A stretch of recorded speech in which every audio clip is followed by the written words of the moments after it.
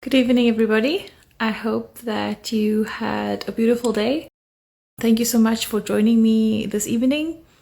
I am very happy to be back. I'm your host, I'm Dawn Numdu, and I do this every week here on Food from Zanzi's Instagram Live.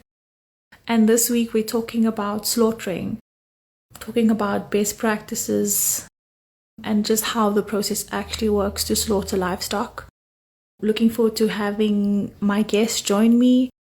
One of my guests just arrived. Hlobisile is a livestock farmer, and I'm really excited to have her share her insights. Hi, Chloe, how are you? I'm well, thanks, and you? Hi, everyone. Hi, tell us a little bit about yourself, more about your journey within agriculture. I think we featured you a few times already, and I know many of people already know you, but for those that might not, maybe just a bit of an introduction. Thanks. Hi, everyone. Firstly, thank you for having me and for the invitation. So, my name is Toby, and I'm a third generational farmer. I specialize with three major commodities, which is livestock uh, and sheep, grains, your yellow maize, especially all white, and soya beans, and recently incorporated the third commodity, which is crops.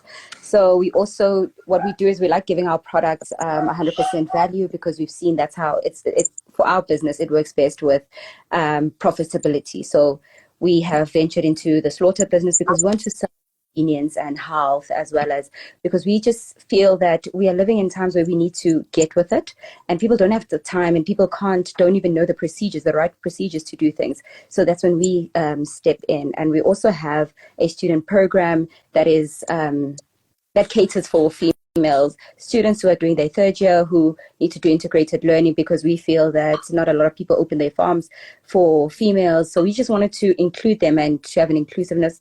So that is why we only cater for female students, and we're not just breeding them to be normal farmers, but more of commercial farmers. So they get to follow me and shadow me, and also take advantage of my network, because I believe like they should use it to the best of their ability. And I also just recently had my book come out, children's book. It's a non-fiction book that is based on my son's life on the farm. So it basically just teaches kids about farming, where their food comes from and the benefits, because they consume this food on a daily basis. So that's basically me in a nutshell. I can see my colleague has also joined. So enough about me. Hi, colleague. Oh wow. I love that. I saw that the post about the book and I completely forgot about it. Please can I have a copy for my son? No, I would really love to support you and support that, and it's amazing. What inspired the book? Sorry, I'm trailing a bit, but what inspired the book? well, firstly, I struggled to find books for my son around his age group, because he's 4 and he's turning 5 next month. So I realized that I wanted him to know and to have a deeper meaning. Because when you'd ask him, where does your food come from? He would say, from Checkers or Woolworths. He's not wrong, but the meaning. And I wanted him to understand the importance of his food and to know the basis, and to understand basically the food security status of the country. And I also while working on the book, I basically got on board a teacher so that we can incorporate the vocab that is used at school, so it's nothing new to them. And also I wanted it to be interactive with everybody, and that is why the book is also being translated into 12 official languages. I'm also speaking with Blind SA, so their book is also going to be in Braille, and we also have some voiceover, so that it at least those who are dyslexic and parents who can't read or don't have the time, and also the learning curve for parents. So I wanted a book that just is different and can help these kids, and to include everybody, because also parents also need to know these things. I mean, a lot of parents don't even know the difference between a mutton and a lamb stew. So I wanted to just also teach them that. So that is why I came up with this book, that I wanted to teach not only my child, but also kids around me, and also wherever we can reach them. So we will be having an official launch at the end of the year when it's warm on the farm, and I'll send you all the details, and we can actually also get to taste your honey. And well done on your journey. We are still on beekeeping, so I'll be coming to. Yes. I remember, sorry, I'm trailing so much, but I remember when I first had the idea of starting my agribusiness, you were one of the first farmers I spoke to about it. And you had mentioned you guys are also doing beekeeping. And I was so inspired by you. So really, really, really happy to be able to talk to you and engage with you and continue to work with you throughout this time. So thank you so much for joining me, Toby. Next, we have Jeremiah. Jeremiah is from Vasadi Agribusiness. I can't see you on my side, but I know that you're in the call. Toby, do you see him? Yes, I can. Okay, cool. So he is from Basadi Agribusiness. Jeremiah, maybe you want to tell us a little bit more about you, your business, what you guys are busy with, more about everything that you guys do within the agricultural sector. Thank you so much for joining me. Thank you so much, Don. Am I audible? Yes, Yes, you sir, you are. are. Okay, thank you so much. So basically from Basari Agribusiness, unfortunately, Tewoko couldn't make it. She's on her way from Soweto where she was voting, so she's on her way back to Benoni. But basically what we did is that after years working in the poetry agro-processing space, we kind of realized that there was a huge gap, especially when it came to women within that space. So we basically came together, spoke about trying to start up a business basically which would incorporate women that would be heavily invested in doing agro processing.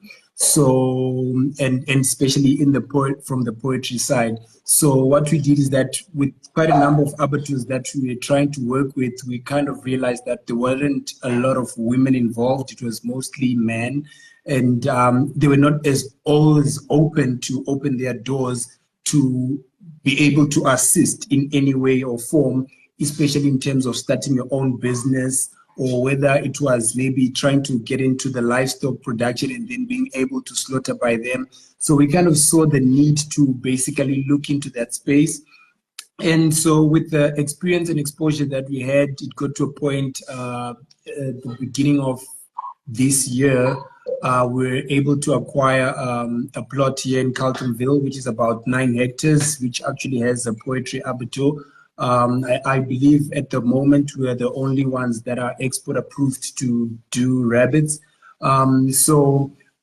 Basically, that's what we're looking to do, to try and do something that is a bit unique, but our exposure has been within the livestock space, so a bit of red meat, but heavily invested in poultry, so your chicken, your ducks, your rabbits, your quails, and things like that. Absolutely amazing. I was just going to comment on the quail because I've also, for the first time at Food from Zanzi's in Daba, met a quail farmer, and I hadn't come across it before. And it was so interesting. He's also on a small scale, but hoping to, develop and expand his business, and Food from Zanzi featured him as well. So I'm keen to find out more about quail farming. But just for everyone's information tonight, we're specifically talking about the slaughtering of livestock, and we want to get information from our two farmers, agro-processors, agribusiness owners. I think that's just like a broad, because everyone is so diverse in what they do. I can't just say farmer anymore. Toby's now an author as well. So I think that's amazing. So let's just say people in agribusiness. Um, so today we're going to be talking about the process of slaughtering and best practices. Toby, I'm going to go back to you to maybe just answer our first question and talk about what are the key principles when it comes to the humane treatment in the slaughtering process, and how they're implemented, and what are and at what stages does it get implemented. We always prioritize and minimize stress on the animal, right? Because we believe it needs to always be calm, and you want to reduce the stress and the anxiety in it. And also, people don't realize that also the handling facility during pre-slaughter, also that you need to make sure that your pans are comfortable, they're safe, there's enough ventilation, and also there's enough space for it, right? Because then if it's in a tight space, then it's more stress. It makes it it's conditioned. It will know that, okay, this is what's going to happen to me. So you try to put it to ease. And also we try and also just always put and make sure that there's access to water at the time, depending on when it will actually be slaughtered. And we also invested in training our staff, so that they know how to handle these animals, and also that they ensure that they are moved calmly and efficiently without causing unnecessary injury or stress to it. So essentially, the main thing here is to minimize the pain and the stress, and just to move swiftly, because then it's more optimal. Because the slower and the longer you take, the more trauma is caused. Jeremiah, any comments from your side? And also maybe if you could explain, does it change depending on the scale of your business? So you guys are working more I think on a bigger scale in terms of a factory setup. How does it work? Is it all the same, even if you're slaughtering one animal, two animals compared to slaughtering 100 animals?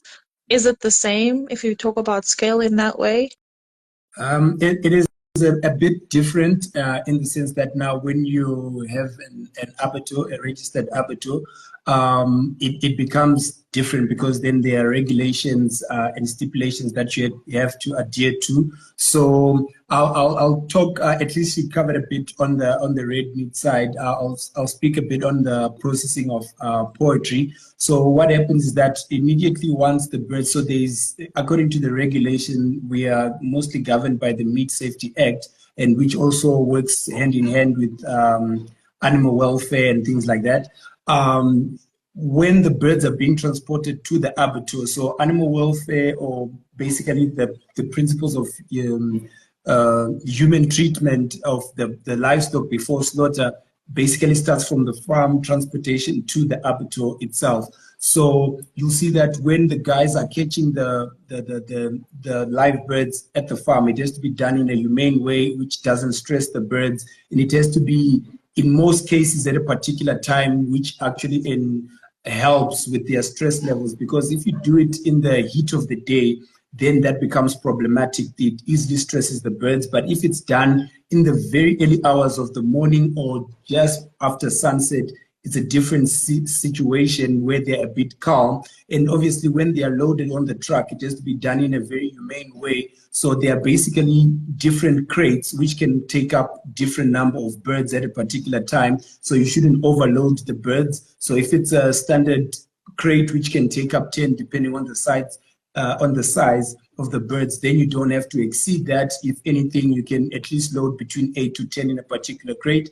But if you're doing, let's say, for example, at a big facility where you're doing maybe over 100,000 birds a day, then you basically have got bigger crates which can take up at least 18 at a time. So if you then start going beyond the 18, then it becomes a problem, because then they are stressed and then there's a lot of heat in there. So then that obviously culminates to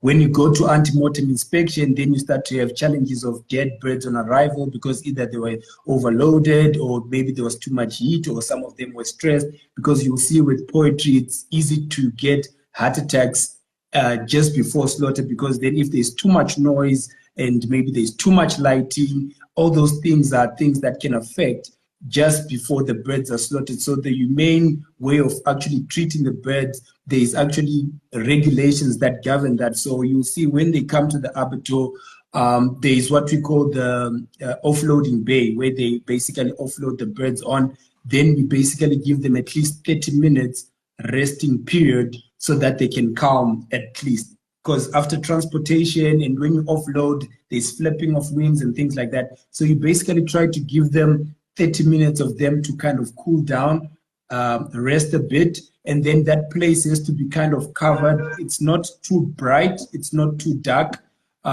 such that at least they're a bit calm. So if it's a bit dark, not dark, completely dark, but if there's at least a light, maybe like blue lights, so that it's not completely dark, that also helps the birds to be a bit calm. And then if also there's like small water sprinklers, showers, that also kind of helps them to keep calm, because then if there's too much heat, then others can also die. So those are the kind of things that facilitate, especially at an abattoir, that we would use for us to kind of try and treat the birds in a humane way.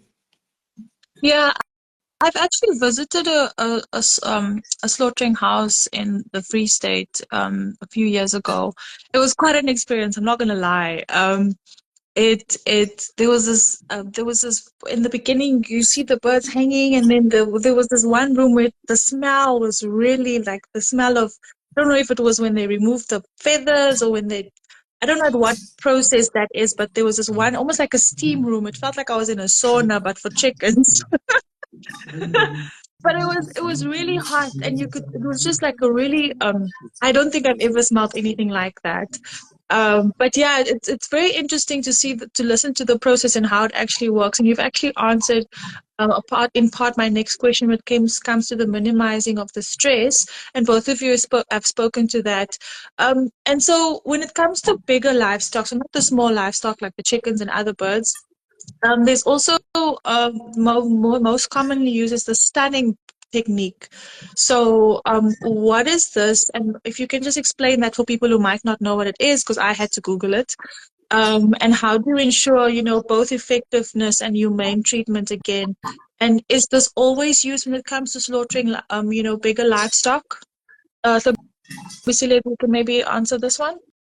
You explained it well. Like basically stunning is when you get the animal to be a bit unconscious, right? So that you're getting it ready before slaughter, because then you want it to the less pain, as I mentioned, and you want it to be as quick as possible.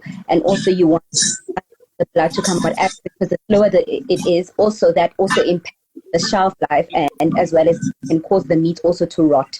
So it's those little things that this helps you very quickly. Like, so basically a lot of people don't even know that the animal needs to at least be because they are not aware. It's a thing of education, and that is why, as I mentioned in the previous question, that hating your staff is so important, because then if you can master stunning, you know that at least you're more able to also cater for a much bigger crowd than just your conventional crowds, because then at least you can actually go for kosher, and you can also do halal slaughtering, not just the conventional. So this helps you a lot. I know with livestock, most of them use the electrical stunning way, and what they do is because it's quick and effective, right? And that's the thing, as I mentioned, the key things here, especially with slaughtering, and the main and stunning actually emphasizes this, is it needs to ensure that the animal does not feel any pain during the slaughter, because then that is why it's called a humane way of doing things, because when it's done inhumane, the animals actually can feel the pain and is aware of what is actually happening there. So this at least eases the process. The animal is then unconscious when it is killed. So you don't kill the animal. It's still you don't kill the animal. If the slaughtering itself kills the animal, and the stunning is almost like it makes them less stressed. Okay, got it. I And can then just, sorry, John, I can just add a little bit. yeah, you can, yes. I actually just also I wanted to ask you to respond to this question, but also to talk about the various slaughtering methods. So I think Tobisile mentioned halal, there's kosher, there's conventional. And maybe you can just explain the difference between that and what are the best practices associated with those ways of doing it, and what are the compliance and quality requirements as well, if you can, Jeremiah. Okay. So part of some of the stunning techniques, I think she got the essence, which is basically using the electricity to incapacitate them. So to put it in layman's terms, if somebody is in ICU, basically the heart is still pumping, but maybe they're brain dead. So they're still alive, but they're unconscious. They basically can't tell what is going on, but the heart is still pumping. So that's what you're trying to get the animal into, that state, in that state of unconsciousness. So what basically happens is that when you introduce either electricity, whether it's a non-penetrative captive bolt, which is almost like a fang, which has two electrodes. So basically, when you put it on an animal, if it's, let's say, sheep or a cattle, then the current goes in and then it incapacitates the animal. If it's, let's say, for poultry, it's still the same method. Either it can be handheld, so you have to physically hold the chicken, then you put it between two electrodes, and then it is stunned, or you can use a water bath. Basically, it's water that has got those two electrodes, and then when the bird hits the water or that water bath, then it is stunned. So with stunning, you basically have different voltages, and the amount of time there is contact between the stunning apparatus and the animal. So if, let's say, for example, the chicken, it's between, when you're stunning a chicken, it's between 4 to 7 seconds. But once you exceed that, there is likelihood that you can actually kill the animal with that electric current, because there's certain voltages and you actually have to adhere to the voltages. Otherwise, if it's too high, then you can also kill the animal instead of incapacitating it. And then there's also another not conventional way of doing things. I've seen it practiced in some areas in China and other places where they use gas tanning. So gas tanning is when they kind of introduce carbon dioxide in a secluded area. So it's almost like in a room. Then they put all the birds or the animals in there, and then they introduce carbon dioxide, and then it kind of makes them unconscious, and then they're all incapacitated at the same time. But it's not really, it's something that I haven't seen done in Africa, and it's pretty much not as humane, but in other countries overseas, they kind of use gas tanning. And then some of the slaughter methods, so we do have halal, kosher, and then the traditional, and then you could say either conventional.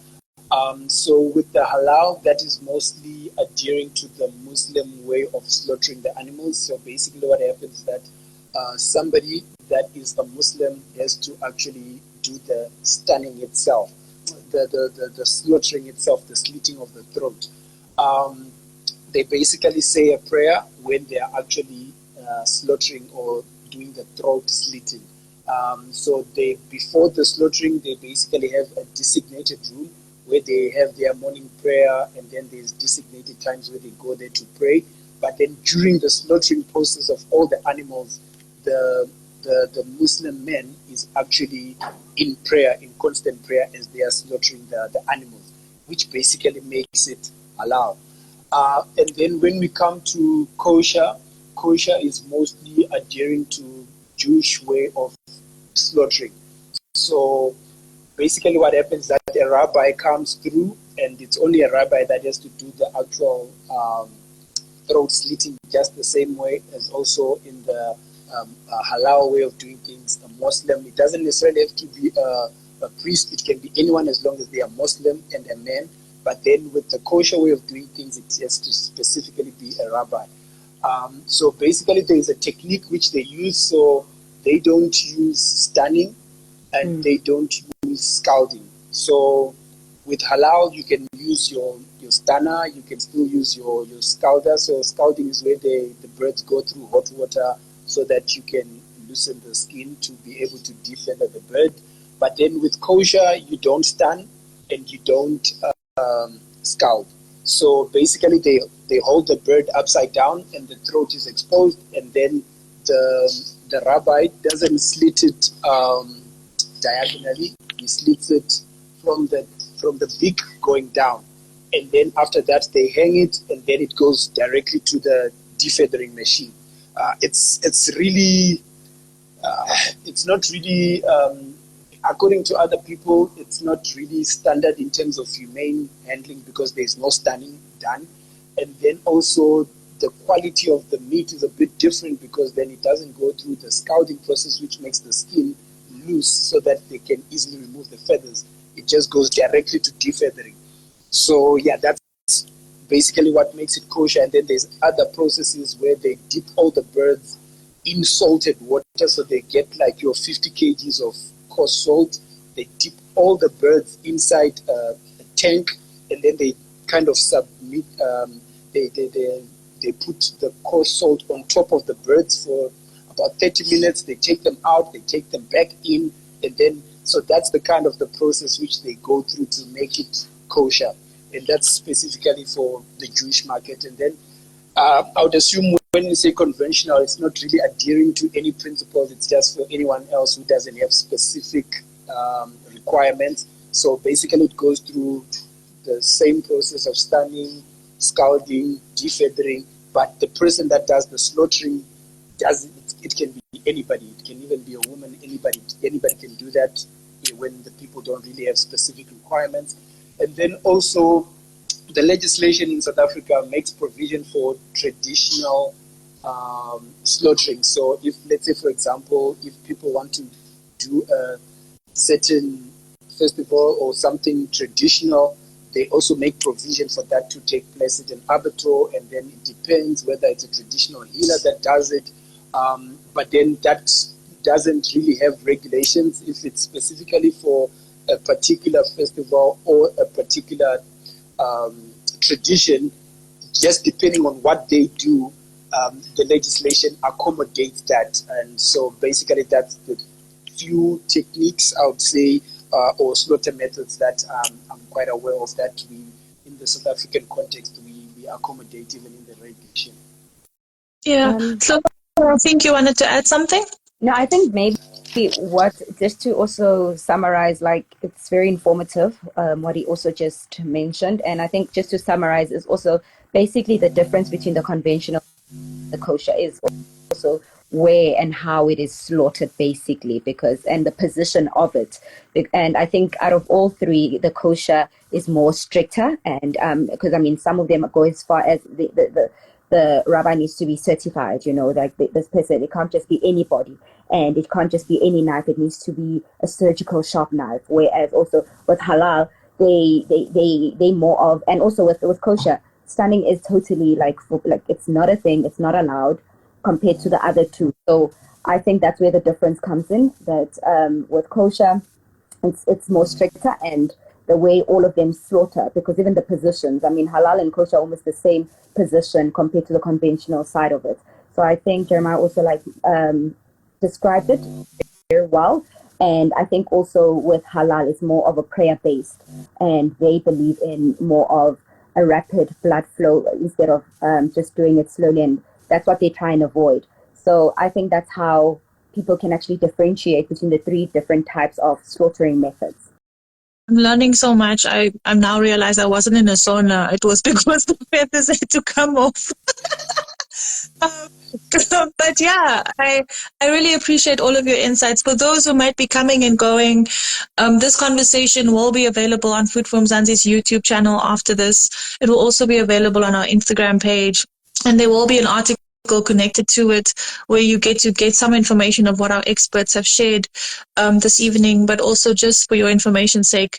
I think it's definitely an amazing discussion, and I wished I'd done it sooner. Now, another question that I have is also, you know, the critical factor, and I think both of you have alluded to this throughout the discussion already, is the slaughtering process and how it affects the quality of the meat that we eat. So, you know, how can this be managed to maintain the high standard? I think Tlobisile mentioned the blood flow being one of it. What are some of the aspects that you need to consider besides making sure that the animal is really calm when you do slaughter? I think Jeremiah spoke about a waiting period once the animal gets there. That also affects it. But how do you ensure that the meat that we eat at the end of the day tastes really good? Tlobisile, maybe you can take this one, and Jeremiah can also add if you'd like to. Okay, so we've mentioned basically the stress levels, because that also aids a lot. But also just going back to your point about bleeding, like the efficiency there, because if the bleeding is incomplete, that affects also the meat color, right? And also, as I mentioned earlier in the first question, that this can also affect the shelf life. And this is what you don't want. And also this can also lead to food contamination. And it's things like that people are not aware of, and the dangers that they just think, you need to just, you can just slaughter. But also the management side of it, that immediately, the bleeding animals that are immediately after stun, they need to use correct techniques and to ensure and verify that proper bleeding is occurring. And also post-slaughter, you know, people always believe in a process that you need to look after the animal pre, during, and post, right? Because also, if improper handling is basically not made a priority, again, it also increases the contamination and can also affect the texture and the color. That's why you'll notice your meats on the shelves also at your popular retails, that you can say it says a lot about the animal and how it was actually slaughtered. So again, it's hygiene, sanitation, handling the straight, as well as also the handling, as Jeremiah mentioned, that the transportation as well as that waiting period plays a very important role, because also poor transportation can also lead to the injury, bruising, and stress. So that's another thing that is unnecessary. And people also need to invest in actually knowing how to stand correctly, because also this, again, also has an impact on the tenderness of the meat. So it's the little things. So as you're like, this is a very important and crucial topic, and people often slaughter a lot of people that are in the slaughtering, in the livestock business, slaughter, but they are not actually taking these small things into consideration, and they don't actually realize how big of an impact this can have on your business, because they will literally, a small little thing can actually cause you your business, because people will complain that your meat's not tender, or no, the shelf life, or no, your meat is contaminated, whereas it's something you could have avoided. Thank you so much for that.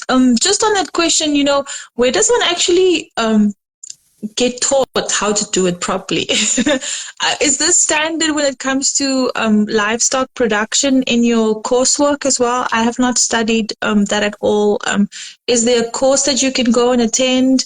Do you learn from more experienced farmers, or how does it work? So basically, how did you get to know all of the information that you know? I'm more of a person who likes doing research, and I always preach about it. So I always say that I need to practice what I. So, and I was fortunate to have a partner who's in the slaughtering business, So I learned a lot from him, because he specializes especially in your halals and your koshers. So I learned from that, my own background of doing my own research, and also the traditional ways, because I know that traditionally the way my father and my grandfather used to slaughter is different from the way things work. And I also believe in networking. So I have a network where I socialize with people who are part of the Meat Association in South Africa, because eventually we want to go into more of the abattoir side of things, especially, and branching into the beef production and lamb, because we are part of it, but we want to grow into it. So it's very important to be part of these and to associate yourselves with these people, because then they at least tell you about the regulations, the rules, and how things are done, because you want to avoid making expensive mistakes. So people don't want to go through the extra mile or the extra step to actually learn these things and ask these questions. They just want the easy way out. So that's why a lot of them end up having and making these small mistakes. So that is why I always preach about research and asking the questions and making sure that these people are in your network, so that and also getting mentors that are aligned with your goals. Because okay, so if I were to go into poultry, obviously I've now linked with Jeremiah, because he's good at it and processing it. Then I'd link myself with him, and he will guide me through this. But people think that they want to be more or less spoon-fed, but they don't actually realize how important it is to reach out to these people. And people are always willing to help, but also don't have that entitlement, because it's also the approach in which you approach the people. Yeah, no, definitely. I have a very funny story, Jeremiah, before you take over. And I want to ask this question at the end. Like, if I have 5 chickens in my backyard, can I just slaughter them in jail? And then that will be fine. Like, is it without the stunning? Because I remember I have a very, strong, like, vivid memory in my mind of when I was a kid, and my neighbor, I think he had chickens and geese, and then there the chicken was head off running around. So I don't know, now that I understand that there's the standing, there's the this, there's the that. That chicken was not prepared and was still running around headless in the backyard. So, Jeremiah, maybe, yeah. Many of us don't. I also didn't know about stunning at first, because it was just the thing of, let's just get this over and done with until you learn. So we all make these mistakes. Yes. So let me just make an example. I hope this will suffice. It will do. But yeah, if you can see there, this is what I'm basically talking about. But this is a packaging from another abattoir, not mine specifically. But you can see these logos that are there.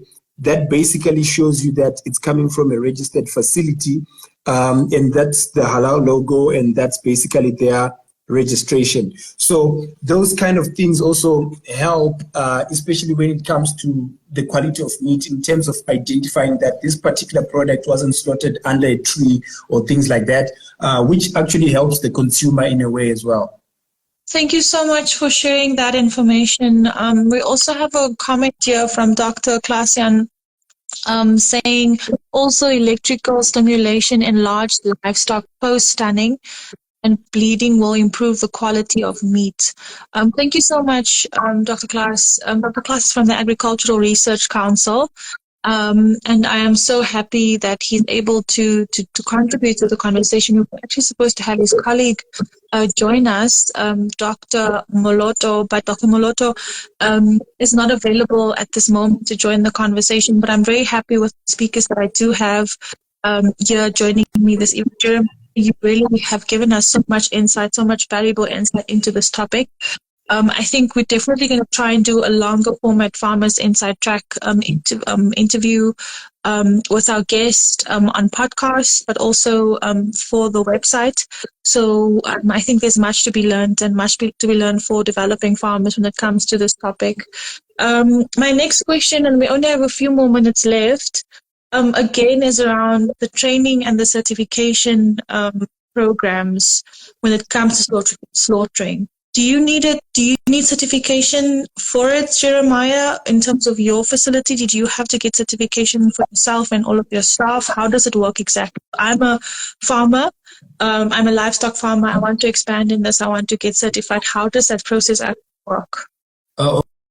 Okay, so it depends now with, let's say you're a livestock farmer, if you want to get into agro-processing yourself to have your own facility, or if maybe you're bringing your livestock to the facility. So in terms of opening up a facility, you need to have a meat inspector. So I'm also a meat inspector. So that's the criteria of us to be able to operate, because then the government needs to know that there's somebody that is licensed at the facility who can actually conduct meat inspections there. And then underneath, there'll be examiners and other inspectors and on the line to obviously inspect the meat from ante-mortem immediately just before they die, when the animals arrive, all the way to when the product is dispatched. And in terms of certification, yes, you need to be certified even as a facility. So like the logos that I was talking about, so those are the regulations, that is us adhering to those regulations, where you basically either have to be certified. So there's what we call the Meat Safety Act 40 of 2000. That's the legislation that governs all abattoirs in South Africa. So when you have a facility, you basically need to adhere to all that for you to be certified. And one of those requirements that the person that is in charge of the facility has to have a meat inspector, or meat, depending on what quantities you're slaughtering a day, you have to have specific number of inspectors and examiners on the line, so that you can be certified to be able to for your product to be certified to go to the market. I think my last three questions actually is just around, measures that are in place to mitigate the environmental impact of the slaughtering process, particularly in terms of waste management and energy use. Are there more efficient ways to use energy, especially in facilities like yours at Basadi Agribusiness? Toby, maybe you can start with this one. Firstly, I wanted to comment on Jeremiah's point that it's always so interesting, because I know with us, because we actually do not have water since our borehole was missed, we had to make sure that make sure that we don't compromise on hygiene, and just the importance of even getting a global or a local GAP certification. You need the small things, so they need to prioritize certification training, as well as the food safety, just the handling of it. So people underestimate just having these little certifications like your GAP certification, because then that's what's coming between you and supplying that retailer or that market. So I just wanted to add on that, and so I'm so glad, because I, as a farmer, we are new into formalizing our slaughtering business. So it's also good for me. It's a learning curve. And also I'm so glad I was added onto this podcast and also linked to Jeremiah, because I also would like to go through to become a meat inspector. So I will definitely be calling you and bugging you. So see, the power of networking. Sorry, I got distracted. Back to it. Yeah, thanks, Sophie. Yeah. So basically what I was going back to your question is that because we do not have water, we've learned to actually be water wise and to use water sparingly, because we know that if we have water, it should be used especially before preparation, and then during. We also need to measure that we're not wasting water, because that is the problem when it's not done the correct way. You're wasting a lot of water and you're using more than what you need. And also afterwards, people don't realize that is why also the smallest things, like even for your certification, they want to know, where do your staff use the bathroom? Where do they wash their hands? And you think, that's not important. But those are the small things that they even look at inspection. So we prioritize water management because it's something we do not have, and we respect, because this water to last us for all our orders. So you can also, what we normally do is we also make sure that our water is also tested, because this can contaminate your meat. So a lot of people don't test their water, and that is important. As much as you test your soil, test it as often as you can, especially also when it's coming from either a reservoir or like from a borehole. There's a lot of room for contamination. So that is another factor that we've seen during just the management of everything and the use of energy. So with us also, what we found is we've also tried to also incorporate renewable energy, like your solar panels, because now we are living in times of load shedding. You need to make sure that your meat, especially if you're using a cold room, like we looked at during load shedding, you need to have a backup, because you also don't want to, again, I always speak on contamination, and also because that is a high thing and that can mess up the whole business, and it's bacteria involved. So with all those things, you need to also move ahead. If you can afford the solar panels, that's even amazing, because then you know that the shelf life is also not compromised, the freshness, and you are also ticking the boxes of making sure that it's hindering the contamination side of things. And also you want to also eliminate the gas emissions that are actually coming in. So that is why you also make sure even the infrastructure of your cold rooms and where you are actually slaughtering, that also plays a big role in the way you're actually managing your waste. So it's the small things that people overlook, right? So I always tell them that, you know what, if you're going into slaughter, also make sure, because I'm always asked that, what do you do with the waste? Whatever's left there, what do you do with it, right? Because a lot of people don't even know how to dispose of it. It's exactly like medicine. I mean, we know that most people just throw it up by the bins, not knowing that there's a correct way, because there's repercussions with all of this. And what we've also noticed is things like your manure that comes with it. What we've seen is that because we also into grains and crops, we use that manure also for we use it as a fertilizer, because we know that, you know what, this is actually an organic fertilizer and neutralizes your soil. So we look at ways into actually minimizing the waste in our business. I think this conversation can definitely be had again. There's various aspects we haven't really gone into depth when it comes to the conversation and all the aspects of it. I love, this is exactly why I love these sessions. We come here, we gather, and we grow, and we network. That's all that it is.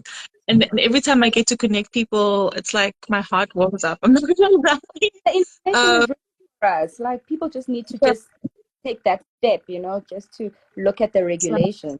Someone just says, oh, I can never open an abattoir, there's too many red tapes. But when you ask them, what are those red tapes? Yeah, no, they can't answer you. So it's things like these conversations that need to be had. So definitely. I'm glad and grateful. Thank you so much. I am Molokhade, one of my other favorite farmers. She's saying I'm qualified as a PME and inspired to take an inspection course. And Basadi Agribusiness saying that they'll chat soon. Thank you so much, Jeremiah. Really appreciate it.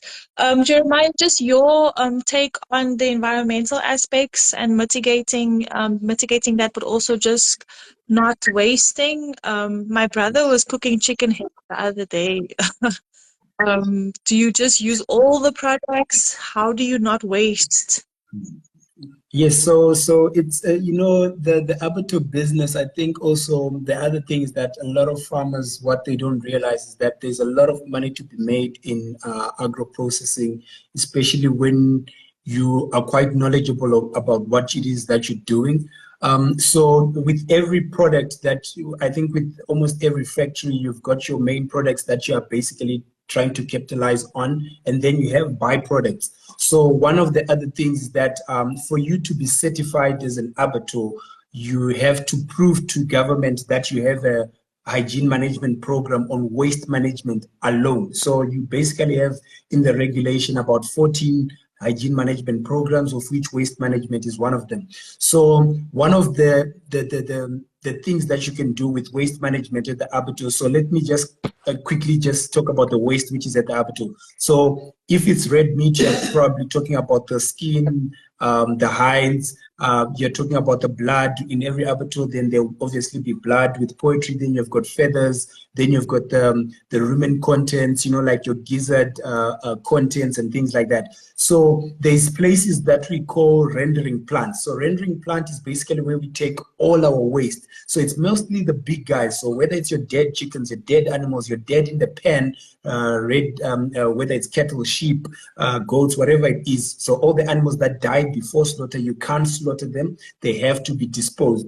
And then you have to kind of document what you're going to do with that waste. So one of the ways of dealing with all that waste is to take all that at the end of the day, whether it's the blood, the feathers, the dead animals, and all that, you take it all to the rendering plant. So the rendering plant then now further processes all that waste into now what you either have as your blood meal, your feed meal, and the other meal which comprises of all these other wastes from the gut. That is also key components in the process of feed making. So it's almost like a process which is regenerating, because all the stuff that you consider as waste can go back to the rendering plant. They kind of boil it up, dry it up, and then they kind of put it in a granular or powder, which basically can be used as the ingredients when they make the feed. So you take your blood meal that is very high in protein, and then the feather meal and the other stuff, they also have other nutrients that they have in there. They mix that with the mealies, and they mix that with the soya, and obviously a few other things that comprises your chicken feed again. So if now you are taking all your waste to that rendering plant, they can actually pay you per kg for that waste, or pay you per kg for the blood, or per liter for the blood. But then if you're a small facility, obviously it becomes too expensive to do that. So the other option, which is not so good in terms of the environment, is obviously taking all your waste to the landfills, which are mostly run by the municipalities, where they basically go and then they bury the stuff. I think now with the NEMA Act, you're not allowed to burn. And then in some areas, you're not allowed, within different provinces, you're not allowed to bury. So depending on the province that you're in and which area you're situated in, the municipality or the EHPs or the VPHs, which come to inspect the abattoirs, can tell you within your hygiene management program that in Gauteng, I think actually according to the NEMA Act, in Gauteng, you're not allowed to burn. So you can't take all those feathers and the dead animals and then you go burn them. They don't want that. In certain areas, you can't bury, because then that easily affects, like, so we was talking about using boil water. We also use boil, so you can't bury, and because then now you can't bury dead animals and all that underground, and then you're also taking your water from underground. That obviously directly impacts your borehole water. And also she did mention about the water testing. That is critical every 3 months, 6 months, and every year, depending on what it is, whether it's microbiological, chemical, you have to do those tests. But yeah, with waste management, it's always something that is critical for government to actually know what it is that you're doing with your waste, so that they can approve you. So you have to have a plan on what you do with your waste. So I'll give you an example with us. We also process chicken. We also process rabbits. So with rabbits now, we've got a market for the hinds. Though they are small, we now got a market for the hinds, so we can sell that. With the feathers and the blood, also we take that to the landfill currently, because our quantities are not as much that we can send to the rendering plant, because that is all on us as a cost. Because then now when the rendering plant is coming to collect and so forth, they need certain quantities. So maybe they can tell you we need over 10 tons of feathers and so many liters of blood, and maybe you can't generate that. If you can't generate that within a day of slaughtering, that means you now have to put them in a freezer. And like one of our panelists was talking about, your load shedding, then now you have to have freezers that are consistently running. If then you don't have a backup generator, you have to rely on solar. So all those things, they play a role, and you basically, before you start, you need to already have a plan for that. So currently us at the moment, we are selling most of our byproducts. The only thing that we are not selling at the moment is blood and feathers. But once we increase our capacity, we basically have a plan on trying to look into the feed, making our own feed, basically getting a machine that can basically dry it up, kind of put it in granular form, and then we buy mealies and sorghum and all these other things, try and mesh it up, and then see if we can generate our own feed. Yeah, it's very interesting. Yeah, Also, absolutely. You can go ahead, sorry. And just because he's in the poultry business, that also selling his. I know some cattle farmers prefer chicken manure as a cheap source of protein, you know. But also, I think it goes back to the education side of it, that people run for it because it's cheaper, but don't know that they also need to vaccinate against botulism for it. And I know that some grain farmers use it actually on their soya because that increases the yields. So there's so many ways also of just decreasing the waste and making an additional income. It's just a thing of looking into the different markets. Definitely. I think there's a lot more to be, a lot more conversation we can have on this topic. I'm actually sorry that we only have an hour and we've just run out of time. I don't want to take much more of your time, Chloe, because I know you still need to get to the voting station. You have 1 hour and 58 minutes left. Dr. Klaasian saying composting is good too. Also, the new farm feed bill will come in effect soon. This will prohibit the rendering in animal feeds. Oh, wow. Okay. Maybe we can even have a conversation on that. I would love to pick your brain, Dr. Klaas, to know more about it. I think there's so much happening within the industry, so much information that's there, and we really hope to kind of bridge this gap for farmers when it comes to accessing this information. I'm going to ask my speakers. I have more questions, but I think I'm going to have this conversation another time. I think there are more farmers on the session that would want to contribute. Malachade, I would love to invite you to come and join us as well, to talk about how you've set up your facility. Jeremiah, I want to talk to you about doing the podcast. So, Chloe, please, your book, I'm telling you, I want a copy. I want more talk with you as well. But for now, I'm going to ask both of my speakers to just share the information, share how we can get in touch with you, share more of how we can collaborate with you, and just a bit of an overview again for those who may have missed introductions in the beginning. I'm going to start with Jeremiah because I love to end off with women. I feel like they should just always have the last say. No, that's true. That's true. So you can definitely get us on Basadi Agribusiness, whether it's on LinkedIn, on Instagram and Facebook as well. If people are interested in catching me directly, then it's Jeremiah Jothams on all social media platforms. And then, yeah, I think with time as well, I think I can also share my numbers for those that want to contact me directly on WhatsApp. Especially the ones that want to, let's say, getting to know more about training, whether it's a meat examination or meat inspection and things like that, something that is more specific. I wouldn't mind giving. You can also share my numbers, especially those that directly want to get into agro processing and they need some sort of mentorship and guidance towards how they take it from just basic farming to agro processing. Like Chloe said, there's a lot of so-called red tapes, so we can try to mitigate that by just making the information readily available, explaining the regulation as to what is required so that we make it easy, because I think sometimes when people are told, okay, go and read Gazette 67, Act 40 of 2000, then they see this 40-page letter and then they're like, well, no way, I'm not starting an abattoir.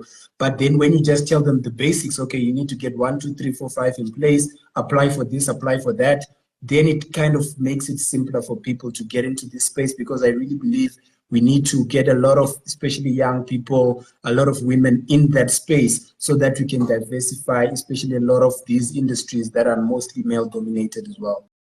Thank you, Jeremiah. He's such a champion for women in farming. I love it. Probably your last word. Where do we get a copy of your book? Please tell us. Okay, so the copy of the books you can get on our website, which is on the Indian Partners, but it will be readily available probably after the launch, because we're still busy with all the translations, but the English version is already ready, but will be loaded. It will be on our website, and I'll share it with Dawn so she can share it everywhere else, and I'll also share it on our social media pages, which is on Instagram, which is Diary of a Farmer's Daughter, even on LinkedIn. Hlobisile Yende. It's also linked to Diary of a Farmer's Daughter, so you can find us there. And I'm glad we had this conversation because also recently the government took out an advert of the mobile abattoir. And a lot of these things that we discussed here was things that was the criteria, and things like your waste management, things that people don't look at and don't prioritize, but that could be coming between you and that application. So it's I always say research, align yourself with people who are within where you want to go to. So as I mentioned, Jeremiah, expect my call because I want to go into meat inspection. Currently we are practicing it, but it's always good to sharpen the eye. So thank you, Dawn, for having me here. Thank you, Jeremiah, for the interaction. We constantly learning, as I always say to people, that we don't know it all, and let's do the research to avoid making expensive mistakes. Thank you so much, Lobisile. Thank you so much, Jeremiah. We will hopefully try and get our colleagues at the Agricultural Research Council to join us for the next session. I think that we can definitely do a part 2 on this. I'd love to know more about those mobile abattoirs. Perhaps we can even get government to come and talk to us, Department of Agriculture. Thank you so much for your time, Lobisile. Thank you so much for your time, Jeremiah. I appreciate you. Bye, Danki. Thank you so much. Inkosi. Bye-bye.